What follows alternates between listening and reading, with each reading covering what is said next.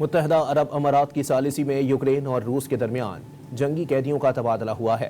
ہفتے کو دونوں جانب سے 175 قیدیوں کو رہا کیا گیا۔ روسی وزارت دفاع کے مطابق رہا کیے گئے اہلکاروں کو بیلاروس منتقل کر دیا گیا ہے۔ روس نے جنگی قیدیوں کے ساتھ سویلین کو بھی رہا کیا۔ متحدہ عرب امارات کی ثالثی میں یوکرین اور روس کے درمیان جنگی قیدیوں کا تبادلہ ہوا ہے۔ ہفتے کو دونوں جانب سے 175 قیدیوں کو رہا کیا گیا۔ روسی وزارت دفاع کے مطابق رہا کیے گئے اہلکاروں کو بیلاروس منتقل کر دیا گیا ہے۔ روس نے جنگی قیدیوں کے ساتھ سویلین کو بھی رہا کیا۔ متحدہ عرب امارات کی ثالثی میں یوکرین اور روس کے درمیان جنگی قیدیوں کا تبادلہ ہوا ہے۔